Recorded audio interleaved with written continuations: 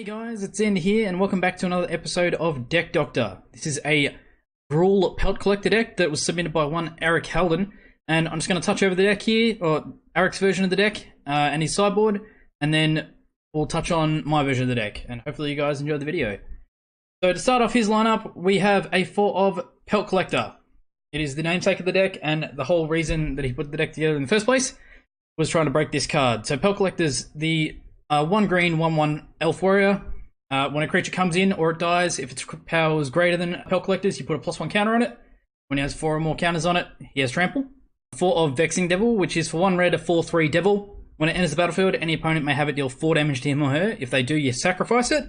4 copies of Goblin Guide, which is another 1-drop.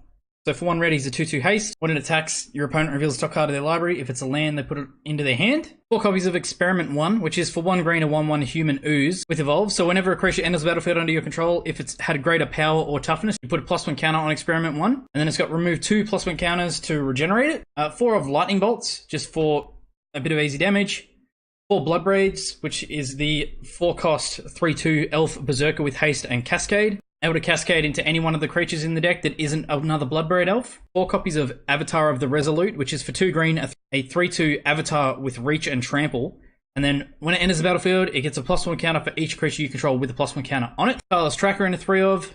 3/2 Human Scout for 3. Whenever land enters the battlefield, you investigate. Gets you a clue that whenever you sacrifice, you put a +1 counter on Tireless Tracker. Gorehouse Chainwalker, which is a 2-cost 2/1 human warrior with Unleash. So when it comes in, you can choose to put a +1 counter on it, and then it can't block, but it's 3/2. 3 copies of Collected Company. Insanely good card. At a 4 cost, instant speed. Look at the top 6 cards of your library. You put the 2 creature cards with converted mana cost 3 or less from among them onto the battlefield, and put the rest on the bottom in any order. And 3 copies of Ataka's Command, which is for 2 at instant speed. You choose 2. Either your opponents can't gain life, Ataka deals 3 damage to each opponent. You may play another land from your hand, or creatures you control get +1/+1 and have reach until end of turn. Overall, pretty good card. Touching on the land base, 4 Wooded Foothills, just Hapsack fetch land. He's also running Windswept Heaths and Arid Mesas as fetch lands.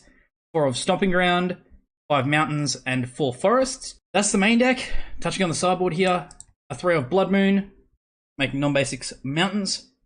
A 3 of Lead the Stampede for more fetch in the deck. The 4th copy of Tireless Tracker. The 4th copy of Ataka's Command. The 4th copy of Collected Company. 3 Tormod's Crypts, the Graveyard Hate. And 3 copies of Ancient Grudge, destroying an artifact with flashback for green. So when I looked at this, I was like, there's minor changes I can make. I could be putting stuff from the sideboard into the main board, just making it so you got Collectors in a 4 of, just rolling it out so there's 4 of other stuff. Maybe tweak the land base a little bit. A 4 of Tireless Tracker would be a good one. Replace the Gorehouse with something. But overall, I thought the deck was pretty good. I actually playtested it a bit and it pulled us some pretty good results. I let him know that the changes to the deck that I could have made would have been minor if I was going to tweak it at all. So the only other thing that I could have done for him was to give him another version of the deck, this time going for 3 colors, and see if we can break the Pelt Collector a little bit further than what he could in this deck. So let's see how I did that. So this is the Jund Pelt Shadow deck that I put together. After being contacted by Aric saying that he wanted to break the Pelt Collector, and being contacted by somebody else in another one of the comments saying, could you do the Magic AIDS Pelt Collector with Vexing Devil, Pelt Collector, and Death Shadow? This is what I come up with. So I'll just talk about the main board and the sideboard and interactions between. So as you can see, a lot of the cards are the same. We're still running the 4 of Bloodbraid Elf. We're still running the 4 Vexing Devils. Still running the 4 Pelt Collectors. The new key piece is the 4 of Death Shadow, which is the, for 1 black, a 13/13. It's an avatar. It gets X, where X is your life total. And life total doesn't stay high for long with our Blood Crypts in a 3 of, Stomping Grounds in a 3 of, 3 of Overgrown Tomb, and 3 of Wooded Foothills, Bloodstained Mires, and a 2 of Verdant Catacombs. All lands that are specifically made to bring our life total down so that we can play a big Death Shadow. With the Death Shadow being a 13/13, it's going to, more often than not, going to be able to trigger Pelt Collector, possibly making it bigger than a 4/4 or a 5/5 throughout the game. Another one of the things that I've put in this deck that allows us to abuse the absolute hell out of this card and out of the Death Shadow is the 3 of Varel's the Scar Striped, which is for 3, 1, a black, and a green. It's a 2/2 legendary creature Troll Warrior, and each creature card in your graveyard has Scavenge. Scavenge is equal to the card's converted mana cost, so you exile a creature card from your graveyard by paying its mana cost, and then you put a number of +1 counters on target creature equal to the power of that creature. So if we've got a Death Shadow in a bin, At a 1 cost, we can put 13 +1 counters on a creature. Insanely cool. Varels is an absolute all-star in this deck. It's the reason I wanted to put Pelt Collector in a Jund deck in the first place, was to be able to build around Varels. The Death Shadow was just kind of a happy coincidence because it was already in a green-black scavenge deck that I already had. But yeah, being able to put 13 counters on something at a 1 cost, insanely good value. With the Pelt Collector, turn 1 we play him, turn 2 we play a Vexing Devil. They probably let the Vexing Devil die, so Pelt Collector is now a 3/3.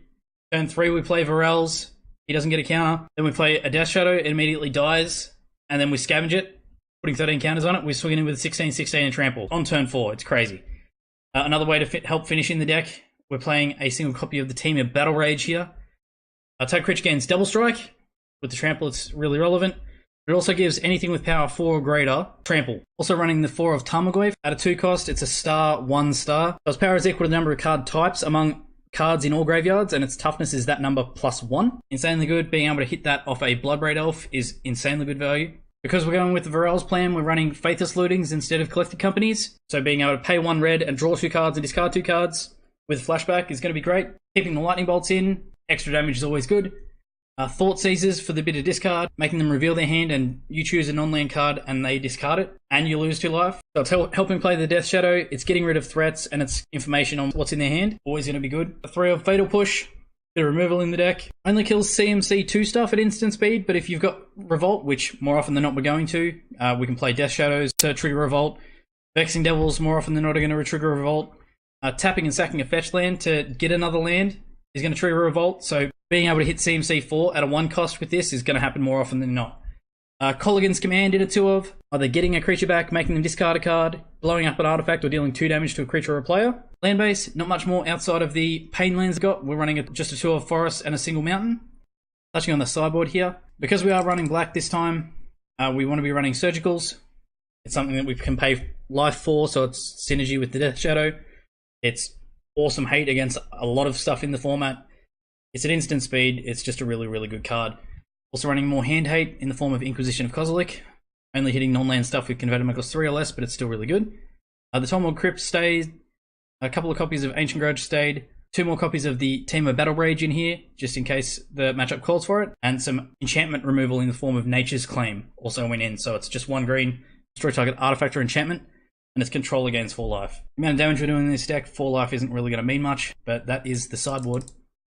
That is Pelt Shadow for Modern, and that is the deck that I posted to Aric Halden. I actually did it ahead of time, and he's been playing the deck and he loves it. He reckons it's great. If you have any decks that you want to submit to the Deck Doctor series, just post them in the comments, as well as what you want me to do with the deck, and hopefully you guys enjoyed it. Thanks for watching, guys. As always, don't forget to like, share, subscribe, and hit the bell icon to see new videos as they were released. If you like what I do and you want to support the channel, you can throw me $1 on my Patreon at patreon.com/ZandersQuest. And I will see you guys in the next video. Keep questing, guys.